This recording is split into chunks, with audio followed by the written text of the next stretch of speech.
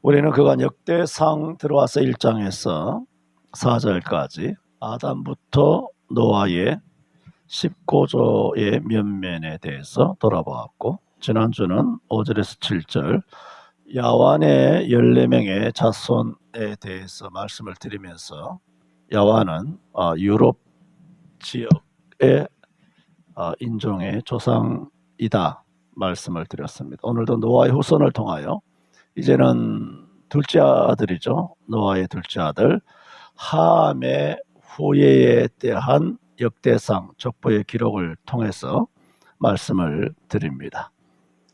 지난번에도 잠깐 말씀드렸고 또 헤아려 보면 답이 나옵니다만은 함의 자손은 일단 기록상 역대상 1장 기록상에는 25명이 나옵니다. 여기서 말씀드리는 것은 아들은 4명이고 그 밑으로는 이제 손자들, 후예들을 포함한 25명입니다. 아시는 것처럼 창세기 10장에 보면은 함의 후예들이 기록되어 있는데 창세기 10장 6절과 20절 거기에 나오는 이름과 오늘 역대기에 나오는 이름은 동일하게 기록되어 있습니다.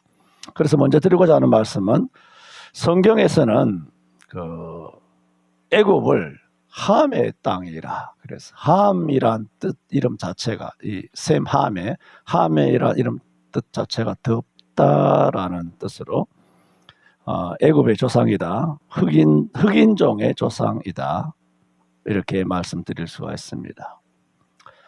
시편 78편 51절에 보면은 아삽의 시입니다. 다윗 시대 때에 레위지파로 성전의 음악과 찬양을 맡았던 아삽이 그 시에서 이렇게 말합니다. 애굽에서 모든 장자, 말하자면 출애굽할 때 여호와께서 애굽 땅에 10가지 재앙을 내리시고 마지막 재앙이 장자 재앙이잖아요. 그 장자 재앙을 시편 78편의 아삽이 이렇게 인용하면서 이렇게 말하고 있습니다. 애굽에서 모든 장자, 하나님께서 장자의 재앙을 내리셨을 때 애굽에서 모든 장자 곧 함의 장막에 있는 그 기력의 시작을 치셨다 그랬어요. 애굽에 있는 모든 장자를 칠 때 함의 장막에 있는 자를 쳤다는 거예요. 그 애굽이 어디입니까? 아프리카죠. 그러므로 이 함의 장막이 유럽도 아니고 아시아도 아니고 아프리카 이집트이기 때문에 함은 덥다라는 그 이름 그대로 아프리카의 조상입니다. 여기서 시편 105편 23절에도 나와 있습니다.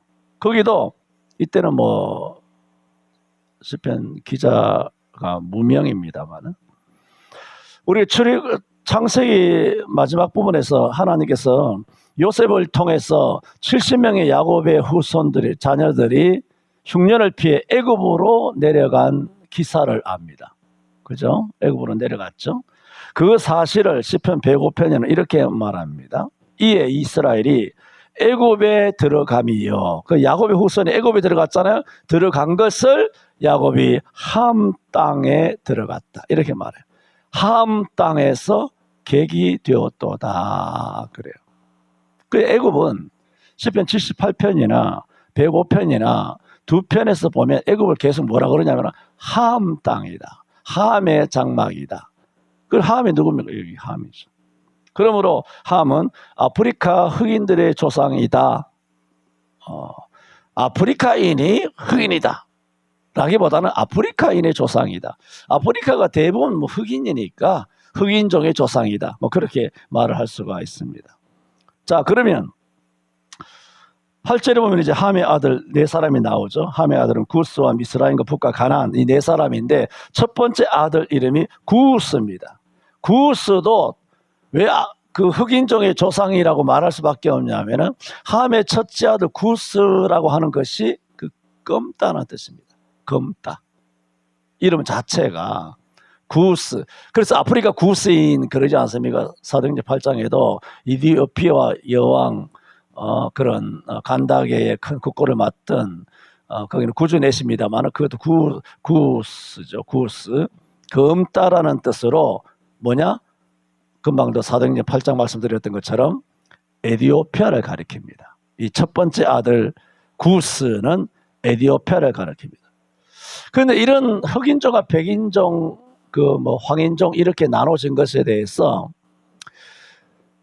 여러분 현대의학이라든가 요즘 뭐 여러 가지 뭐 옛날에 우리 때는 뭐 세계 백과 사전, 세계 뭐 백과사전, 진로, 한 진로 뭐 이렇게 뭐 한 팔을 벌려도 다 할 수 없는 두 줄로 쌓아야 되는 그런 세계 대백과사전이라든가 여러 가지 많은 사전들이 인명 뭐 대사전 같은 것도 있고 뭐 자연 도감도 있고 생물 도감 이런 뭐 요리도 뭐 옛날에 책이 많이 나왔지만 요즘은 뭐 다 나오지 않습니까? 스마트폰 여기 손안에 이게 컴퓨터잖아요.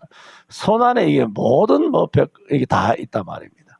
그러나 여러분 이런 세상에서 말하는 인문학이든 자연과학이든 공학이든 의학이든 법학이든 간에 이런 것을 다 검색을 하던 옛날처럼 옛날 뭐 아날로그 시대처럼 백과사전 일일이 뒤져가지고 이렇게 검색을 하던 어떤 방식으로 하시든 간에 그것이 절대는 안 됩니다. 절대는.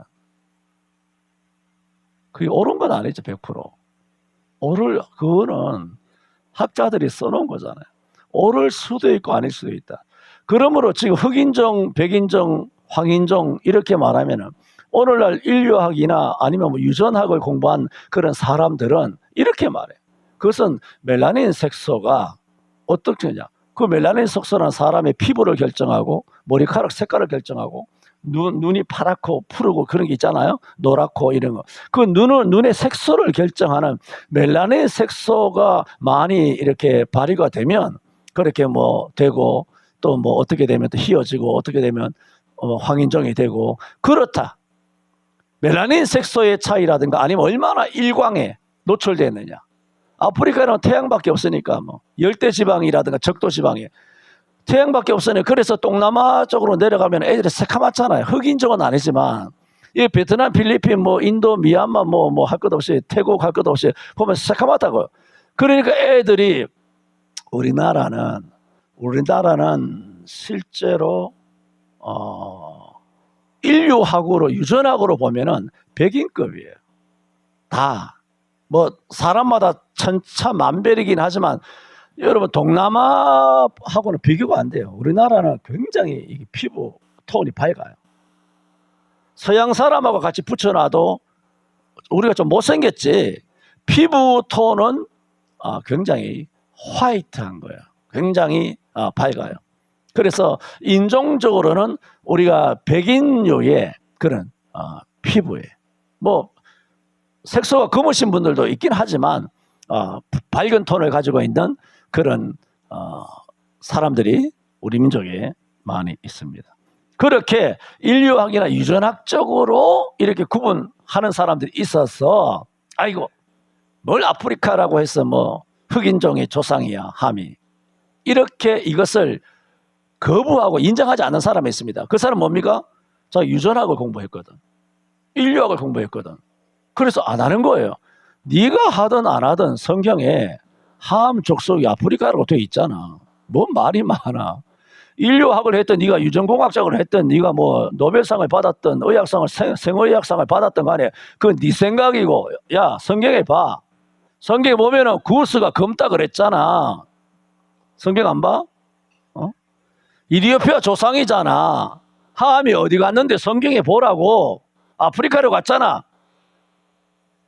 뭐 멜라닌이 어떻고 저떻고가 아니라 거기 다 대부분이 흑인 아니냐. 그러므로 함은 뭐다? 흑인종의 조상이다. 할 말 없어. 우리나라에도 흰 사람이 있고 또 새카만 사람이 있잖아요. 아프리카에도 새카만 사람도 있고 좀 흰 사람도 안 가봐서 모르겠습니다만 뭐 더 흰 사람도 있지 않습니까? 뭐 리비아 같은 것이라가 남하고 거기는 뭐 영국에서 건너고 뭐 파리에서 건너왔으니까 그렇긴 합니다만. 그래서 그의 아들 구스 이름이 또한 검다라는 의미를 갖고 있는 것처럼 흑인종의 조상임을 말하고 있다. 지금 그걸 말씀하고 있습니다. 그래서 구스인은 그 후에 이디오피아뿐만 아니라 아라비아, 바벨론, 인도까지 퍼졌다. 그 아프리카에만 있었던 것이 아니라 바벨론, 중앙아시아, 인도 애들도 많이 새카맣잖아요. 그리고 인도 쪽으로 퍼졌다. 그렇게 봅니다. 이렇게 함에 대해서 말씀드렸고 함의 첫 번째 아들 구스에 대하여 말씀을 드렸습니다. 그런데 이제 구스의 아들이 나옵니다. 9절에 보면 구스의 아들은 5명이 나오죠. 쭉 나오는데 그러니까 구스가 스바와 하윌라와 삽다와 라마와 삽득가요 5명을 낳았죠. 스바와 하윌라와 삽다와 라마와 삽득을 낳았고 그 네 번째 아들 라마의 아들은 스바와 드다니요. 그런데 10절에 그래 9절에는 구스의 아들, 구스의 손자까지 네 번째 아들이 낳은 손자까지 9절에 말씀하고 있는데 10절에 또 이렇게 말해요. 구스가 또 니무롯을 낳았으니 또 니무롯을 낳았으니 그랬잖아요. 그러면 9절에 구스의 아들 5명 이외에 10절에 구스가 또 다른 아들을 낳았나? 그러면 아들이 6명인가 싶지만 여기서의 원어의 의미는 아들이 아니고 후손이에요. 그러므로 구스가 또 니무롯을 낳았다는 것은 니무롯이 구스의 직계 아들이 아니라 설교 들을 때 편하게 하세요. 지금 여러분이 졸든 안 졸든 난 이거 해야 되니까 뭐 편안하게 그냥 억지로 뭐 이렇게 할 필요는 없습니다. 나도 지금 빨리 뭐 평상시에도 빨리 말할 때가 많이 있습니다만은 빨리 말하는 것은 빨리 여러분 고통에서 자유할 수 있도록 빨랑빨랑 말하고 마치고 집에 돌려보내야 되겠다 그 생각이 있습니다. 그래서 10절에 와서 구스가 또 니무롯은 아들이라는 뜻이 아니라 후예라는 거예요. 그런데 이 니무롯에 대해서 여러분 창세기에서 10장에 보면 나오지 않습니까? 창세기 10장 말하자면 함의 후예 자손들을 열거한 거기에 보면 니무롯에 대한 기록도 나옵니다. 구스가 창세기 10장을 말한 겁니다. 구스가 또 니무롯을 낳았으니 오늘 역대상 1장 10절에도 구스가 또 니무롯을 낳았으니 똑같아요. 똑같은데 창세기 10장에서는 니무롯을 낳았으니 뭐라 그랬냐? 그는 세상의 처음 영걸이다. 영걸, 영혼과 호거를 이중적으로 일컫는 말로 그게 무슨 뜻이냐? 처음 영걸이란 말은 이 니무롯이 뭐냐? 강력한 용사라는 거예요. 강력한 마치 골리앗 같은 굉장한 그런 용사, 뭐 헤라클레스 같은 이런 용사. 그게 누구냐? 구스의 아들이 아니고 구스의 후예인 뭐냐? 니무롯이다 말이야. 그래서 창세기 10장에서는 처음 영걸이라 그가 여호와 앞에서 특이한 사냥꾼이 되었으므로 속담이 이르기를 아무는 여호와 앞에 니무롯 같은 사냥꾼이라 그렇게 말했어요. 지금 오늘 본문 역대상 1장 10절과 창세기 10장 8절 9절에 구스가 또 니무롯을 낳았으니를 설명드리면서 니무롯을 지금 설명하고 있는 겁니다. 함의 후예인 구스의 후예인 니무롯을 지금 설명하고 있는 것입니다. 그런데 이것이 창세기 10장 8, 9절인데 창세기 10장 10절에는 니무롯을 이렇게 말합니다. 10장 9절을 니무롯이 특이한 사냥꾼이라 해놓고 그 한 절 넘어가서 10절에는 그의 나라는 시날 땅의 바벨 그렇게 말해요. 시날 땅의 바벨과 에렉과 성경 안 찾는다 말했잖아요. 왜 안 찾냐면 찾으면 잠이 달아나니까 찾으라 그러면 잠이 뚝 깨면 이거 범죄잖아요. 너는 나의 잠에 대하여 상관하였어 하면서 그렇게 책망을 받으면 되겠습니까? 그래 창세기 10장 10절을 이제 인용하는 겁니다. 그의 나라는 니무롯이죠. 왜 니무롯이 9절에 설명되어 있으니까 8절 9절을 니무롯이 설명하고 구스의 아들 구스가 또 니무롯을 낳았으니 그 니무롯의 그의 나라는 시날 땅의 바벨과 에렉과 아깝과 갈레에서 시작되었으므로 시날 땅 바벨은 누가 장악하고 있었느냐? 니무롯이 장악하고 있었어요. 이렇게 니무롯이 장악했는데 창세기 10장에서 11장에 넘어가면 그 시날 땅 바벨 땅에서 뭐합니까? 바벨 탑을 쌓잖아요. 인류 최초의 범죄 아닙니까? 물론 앞에 노아의 홍수의 범죄가 있지만 노아 홍수 이후에 이 바벨에 또 범죄가 있지 않습니까? 물론 이걸 가지고 이런 바벨이 노아 홍수 전이냐 홍수 후냐라고 했을 때 홍수 전이라 해석하기도 합니다. 뒤에 쓰여 있지만 홍수 전에 이런 바벨이라고 하는 그러니까 누구입니까? 니무롯이죠. 어마어마하게 하나님을 반역하고 하나님 없이 자기가 우리가 우리 이름을 내고 우리 그 탑을 놓고서 우리가 흩어지지 말자. 뭐 이것은 그렇게 하는 사람도 있지만 실제로는 홍수 이후다. 뭐 그렇게 우리가 보는 것이 맞죠. 그래.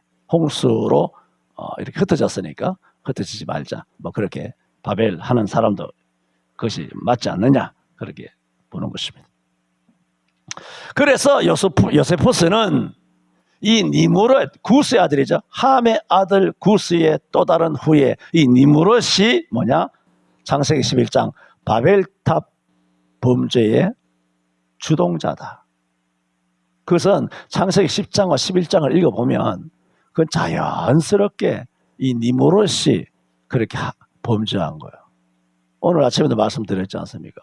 우리 같이 그야말로 아무것도 아니잖아. 이 세상에 누가 알았습니까? 그야말로 소시민, 그냥 초등학교 때 배웠던 것은 바른 생활, 도덕, 윤리, 성공과 통일, 이런 매우 상식적이고 양심적으로 초등학교 이런 인문학의 교육을 다 배워온 대로 법을 지키며 살아야 된다. 횡단보도를 무단횡단하면 안 된다. 중앙선 침범하면 안 된다. 대부분의 5천만 백성은 다 이렇게 살아요. 그렇지 않습니까? 거짓말 할지라도 거짓말인 줄 알고, 사기치지 마라. 사기치면 안 되는데 뭐 돈 좀 어떻게 빼려고 사기도 치고 뭐 그래도 죄인 줄 알고 그렇게 살아가는데 이 죄를 죄인 줄도 모르고 그렇게 하는 사람이 누굽니까?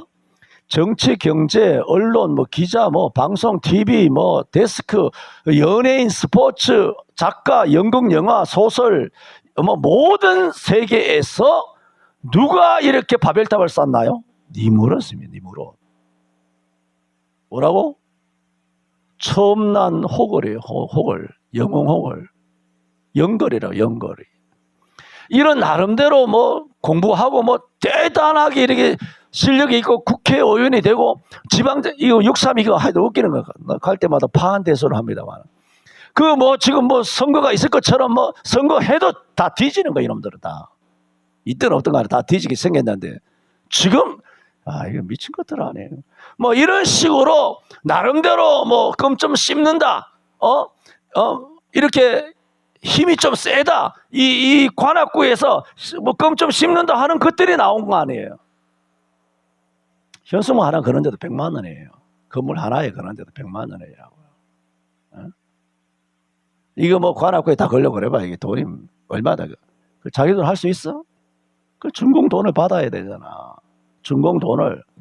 그 연예계 카르텔 뭐 기획사를 통하여 그렇게 세탁한 그런 정치 자금들이 다 나와가지고 그래 다 뿌려지는 거 아닙니까? 다 뿌려지면 서로 상부상조 해가지고 또 연예인을 밀어주고 기획사 밀어주고 거대한 무대 설치하게 해주고 세종회관도 내주고 예술의 전당도 내주고 서울시청 광화문 광장도 내주고 이번에 BTS 어떻게 했어요?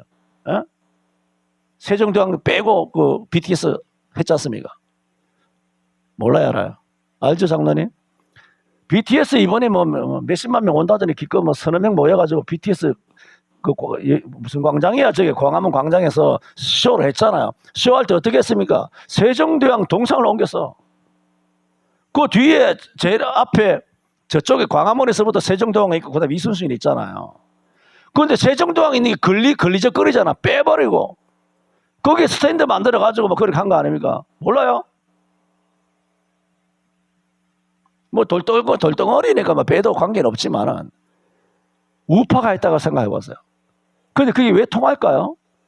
서울에서도 통하고 뭐 오세훈도 가톨릭이니까 서울에서 통하고 문화, 관광부, 체육부, 뭐 총리 이래 다 통하고 그 지역의 종로에 뭐 국회의원이 있을 거 아니에요. 어떤 놈인지 모르지만 부정선거일 수도 있겠지만 이런 것들 하면서 뭐 종로 구청장이고 뭐고 뭐 이런 거 종로 경찰서 이런 것들이 우리는 조그마한 거 하나 옮겨도 뭐 이거 난리법석인데 세종대왕급 확인해 보세요. 내가 알기로는 옮겼어요. 아니면 뭐 내가 잘못한 거고. 그게 가능합니까? 돈 된다고 가능합니까? 그게 왜 다 되냐? 서로 상부상조하는 거죠. 받은 게 있으니까 주는 거죠. 국가의 뭐 어떤 국가의 위상을 선위하기 위해서 세계적인 뭐 그렇게 해가면서 연명을 하는 거죠. 한두 개가입니까? 한두 개가 아니잖아요. 지금. 수천 가지잖아요. 주께서 일거에 척결해 주실 줄로 믿습니다.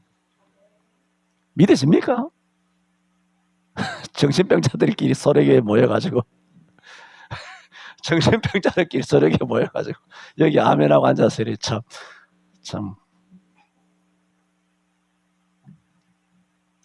그러므로 지금도 바벨탑을 쌓는 인간이 누구다? 니무롯이라고. 영걸, 대단히 뛰어난 사람, 힘 좀 쓴다는 사람, 껌 좀 씹는다는 사람, TV에 얼굴 좀 비친다는 사람, 길거리 돌아가면서 메가폰 해가지고 날 찍어주세요 하는 사람들, 입으로는 평화 이야기하는 사람들, 입으로는 우리 민족, 우리 국민들 어떻게든 잘 살게 해보겠다는 사람들, 뒷돈 다 챙기고 대한민국 공산주의 중공 아가리를 털어넣는 이런 아주 역겹고 이중인 뱀 새끼들이 누가 합니까? 우리는 그렇게 하고 싶어도 못해요. 왜? 힘이 없어. 걔네들은 니무롯이잖아. 그게 뭐예요? 바벨탑이에요. 여의도 바벨탑, 청와대 바벨탑, 종로 바벨탑, 서울시내 25개 구의 구청장들 바벨탑, 그 안에 무슨 서울시 의원들, 이래 떨거지 거지 새끼 같은 것들, 걸레들, 구의원들 다 모여 바벨탑이 이놈들이 전부 다. 경기도 뭐 도지사, 뭐 충청 도지사, 여야 관계 없어요. 다 이놈들은 다 바벨탑이에요. 근데 놀라운 일이 있어. 항상 트럼프가 그런 말을 했거든요. 뭐라 그러냐면 화이트햇, 블랙햇. 블랙햇은 검은 군대란 얘기죠. 검은 조직. 그 다음에 그레이햇. 말하자면 흰 거나 회색이나 까만 거. 화이트햇만 내 편이 아니라 블랙햇 중에도 트럼프 사람이 있어요. 화이트햇. 말하자면 이재명이 곁에도 미국의 요원이 있다는 거예요. 싹 다 있습니다. 이재명 옆에도 미국의 요원이 있어요.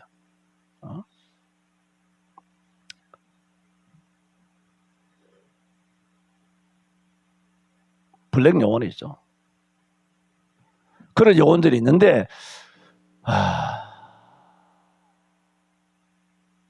나는 어제는 놀라운 뉴스를 들었습니다. 좀 확인 절차는 해야 되는데 놀라운 얘기를 들었어요. 한동훈이 요원이랍니다. 실버 폭스라고.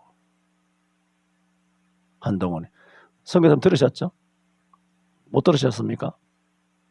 한동훈이 말하자면 화이트했어요. 윤통과 하나예요. 그 나중에 오늘도 이게 뭐 성경 조금 읽어놓고 막 정치 이렇게 쫙 이야기. 왜냐 돌아가는 우리가 살아갈 걸 알아야 되니까. 그걸 내가 뭐 하면서도 뭐 꼭 알아야 되나 뭐 그냥 돈만 많이 주면 되는데 돈만 많이 주면 나라가 평화하게 되면 그냥 뭐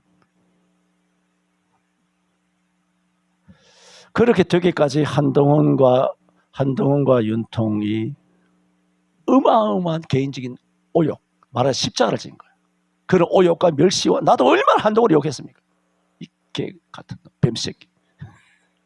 얼마나 욕했어요. 근데 어제는 쇼킹한 거예요. 적을 속이려거든 아군을 속여야 되는 거예요. 이런 것을 속이기 위해서 한동훈이가 이 모든 오욕을 혼자 덮었을 거예요. 그러면서 적이 나왔을 때 적이 다 뛰어나오잖아. 한동훈이한테 다 나오잖아. 다 나왔을 때 일거에 척결되는. 말하자면 우리가 여름에 캠프를 가게 되면 모기불 있잖아요. 모기불을 피워놓으면 모기고 나방이고 싹 몰려오잖아요. 한동훈이가 자기 스스로 불태우러. 윤석열도 그렇게 한 거예요. 자기 옥에 들어가고. 그러니까 한동훈과 윤석열은 동전의 양면과 같아요. 단짝이라는 거예요. 내 이야기는 트럼프의 말하로그에서 나온 이야기예요. 지금 어제나 오늘이나 계속 말씀드리는 건 내가 딴 거 안 듣는다 그러잖아요. 응? 트럼프 쪽에서 나온 정보 아니면 강단에서 말 못해요. 강단에서. 뭐 일개 유튜브 얘기를 듣는 게 아니라고요. 트럼프 쪽에서 나온 정보여야 100%잖아요. 그런데 어제 내 처음 듣고는 내가 여기 말하자면 중립기여를 박은 거야. 이거는 나도 못 믿겠다. 못 믿겠다 했는데 지금 뭐 어떻게 말하다 보니까 뭐 살짝 이야기하게 됐는데 뭐 어메이징한 거예요. 깜짝 놀랄 뭐 이런 뭐 앞으로가 아니라 어마어마한 일들이 벌어지는 겁니다. 그래서 그러면 계속 한동훈이 실버폭스라는 것을 이야기해서는 안 된다고 막았던 말하라고 오름에서 왜 이 이야기를 해도 되냐 하니까 지금은 주의나 감시 단계가 아니라 지금은 집행 단계라는 거예요. 그러므로 말해야 또 된다는 거예요. 왜? 집행 단계는 뭡니까? 우리나라 요원이 수만 명 들어와 있습니다. 없는 데가 없습니다. 요원들이.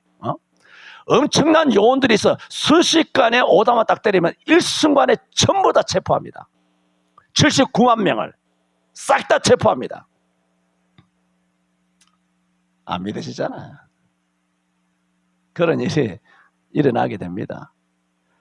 그렇게 하기 위해서 한동훈이가 얼마나 이번 부산 내려가서도 얻어 터지고 말해 욕먹고 한 뚜껑 그래가 나도 한 뚜껑이랑 얼마나 여기서 놀렸는데 뭐 그런 식으로 막 욕 드립다 먹고 야 뭐 거기에 대한 스토리 또 강단히 또 이야기할 수 없잖아요. 그냥 핵심만 예를 말씀드리고 그렇게 되기까지 한동훈이 얼마나 십자가를 지며 윤통과 말하자면 박근혜 그 태블릿 PC의 사건으로 옥살이하며 그걸 윤통과 한동훈이가 다 잡아넣었잖아요. 보수 장군들 다 잡아놨잖아요. 그게 뭐냐 하면은 적을 속이기 위해서. 적진 심장이 깊숙이 들어가서 완벽하게 믿었을 때 적의 심장에 칼을 확 꼽기 위해서. 그래서 박근혜도 윤통과 한동훈이 이렇게 해서 자기를 태블릿 PC가 가짜인지 모르겠어요? 천재 한동훈이가 모르겠냐 말입니다. 지금 말하라고 이야기를 하는 거예요. 그걸 모르겠냐 이거. 다 알고 있다. 박근혜도. 내가 옥살이 할 줄 알고 이거 태블릿 PC로 이렇게 될 줄 알고 한동훈이가 또 이렇게 윤석열이가 말아가지고 자기가 옥살이 할 줄도 다 뭐라고? 박통도 알고 한동훈도 알고 윤석열도 알고 세 사람은 이미 다 안다는 거예요. 아는 길을 간 거예요. 박근혜가 십자가 지고 윤통이 가고 한동훈이도 이거 아주 욕 드립다 쳐먹고 이런 가운데 왜 이것을 밝혀도 되느냐? 이젠 D-Day가 가까웠다는 거예요. 6.3 전후 저는 그래 봅니다. 왜? 7월 4일이 250주년 미국의 완전한 어제 말씀드렸죠. 미국의 완벽한 독립이잖아요. 지난번에 말씀드렸잖아요. 버지니아주, 그다음 워싱턴 DC, 그다음에 쌍둥이 빌딩인 맨하탄 이 세 군데 영국의 왕내회가 와서 그 자리에 반드시 서야 돼. 세 군데 서야 되는 이 삼각 지점. 이 지점에 끌려 들어온 거 아닙니까? 그거 다 이야기했고 버지니아 주는 미국이 원래 영국의 식민지였잖아. 식민지였는데 거대한 미국의 대륙의 최초의 식민지가 어디냐면은 17세기 말하자면 1600년대에 영국의 최초의 식민지가 미국의 동부 뉴욕 쪽에 있는 버지니아주가 영국의 첫 번째 식민지예요. 버지니아주가. 그래서 영국의 해사법이 무너지려거든 첫 지점부터 지워야 돼. 지워나가라. 워싱턴 DC도 지워나가고 그럼 뉴욕 맨하탄도 지워나가야 되는 이런 삼각 지점 이건 다 해결됐죠. 그래서 이런 절차를 밟는 거죠. 절차를 밟아서 7월 4일 날 미국이 이제 완벽하게 이제 독립을 하는 거죠. 진짜 해사법이 다 파괴됐어요. 이미 파괴됐습니다. 파괴됐으므로 이제는 완벽한 미국이 독립이 되는 거예요. 그렇다면 상식적으로 그렇게 미국이 화려한 독립을 위해서 이 작업을 하는 거죠. 중국을 죽이고 바티칸을 교황을 죽이고 영국 엘리자베스도 다 죽여내버리고 로스차일드, 록펠러, 조지 소로스 이런 거 다 그다음 미국의 오바마 죽었다 그랬죠. 옛날부터 이야기했습니다. 그다음에 클린턴이라든가 그다음에 힐러리 다 그리고 부시는 다 죽였죠. 싹 다 미국에 있는 딥스를 싹 정리하고 영국, 독일, 프랑스, 이탈리아 마지막 돈을 잡기 위해서 베네수엘라 때리고 이란 조져버려가지고 그들이 이제 거지 만들면서 악소리 못 나고 이번에 5월 14일 미국 가잖아. 중국에 트럼프가 중국 가서 이제 한국 문서 받아내는 거야. 왜 받아내느냐? 한국 내가 정리할 텐데 손대지 마. 손대면 죽어. 이거 마지막으로 이제 거지 됐으니까 한국 문서에 항복을 안 할 수 없다고. 지가 살기 바쁜데 어떻게 한국에 심어놓은 중공 돈 먹고 한국을 어떻게 해보려고 하던 그 수십 년 아주 그렇게 공들인 그 한국에다가 할 수 있는 형편이 못 돼요.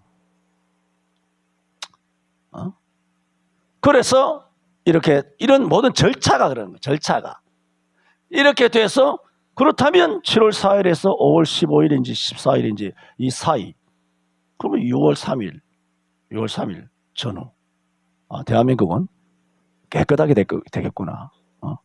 이재명이 끌어내리고 윤석열이 복귀되고, 물론 복귀되더라도 대한민국이 온전해지는 데는 6개월 내지 1년은 걸립니다. 안 그렇습니까?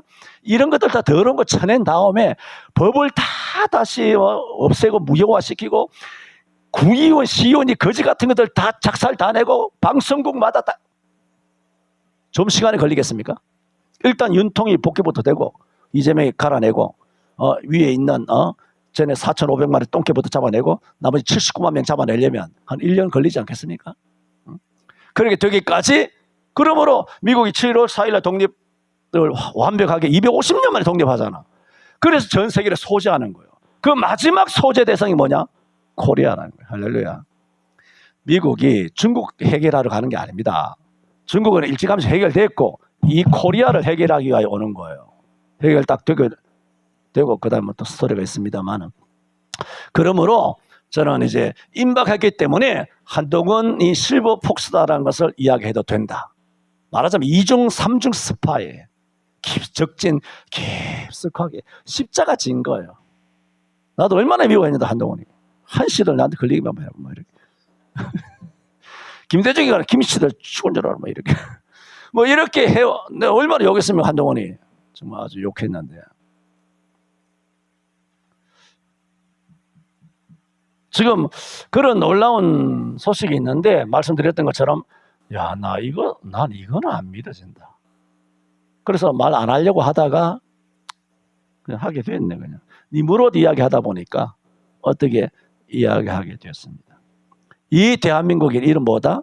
하나님을 반역하는 니무롯 세력이 방송국마다, 동네마다, 지역마다, 지방마다, 회사마다, 연예인이든 뭐 가수든 뭐 국회의원이든 판사, 이 개 같은 판사들, 검찰, 경찰, 신문 기자들, 언론의 기업인 모두 카르텔. 그리고 윤통이 우리나라를 카르텔이라고 하죠. 대통령의 자리를 집어던지지 않으면 해결되지 않을 만큼 어마어마한 카르텔을 보고 내 몸을 던져 무리로 던지라는 거야. 나를 던져 무리로 던지라. 여러분, 내가 사람 잘 존경 안 하잖아요. 사람 빤히 쳐다보지 절대로 존경 안 합니다. 야, 이 친구는 뭐 나이를 떠나서 이 친구는 정말 존경할 만한 대상이다. 윤통과 한동훈도 그랬다면 젊잖아, 한동훈. 야, 진짜 완전 리스펙이다 이거는. 와. 이것은 좀 두고 봅시다. 트럼프가 말해도 못 믿겠더라고요. 그거는 살짝 안 믿어지는데 두고 봅시다. 어쨌든 청기를 잠깐 살짝 누설을 했습니다만은 한번 여러분 한번 잘 지켜봐 보시기를 바랍니다.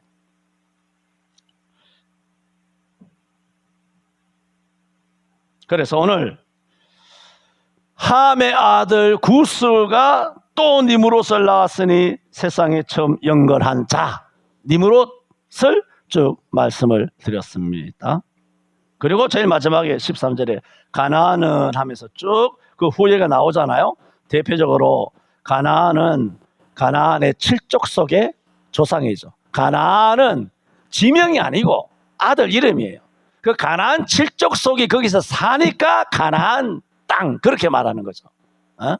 가나안은 함의 아들이라고. 아들의 아들. 아들의 아들이 아니죠. 네 번째 아들이죠. 가나안. 그래서 우리가 잘 아는 가나안 칠족 속. 여기 보면은 뭐 더 많은 후예가 있지만은 대표적인 족속이 7족속이기 때문에 그렇습니다. 그러므로 오늘 8절에서 16절 함의 자손에 대해서 25명 말씀을 드리면서 아프리카 흑인의 조상이다. 그래서 그 말씀으로 믿습니다. 기도합니다.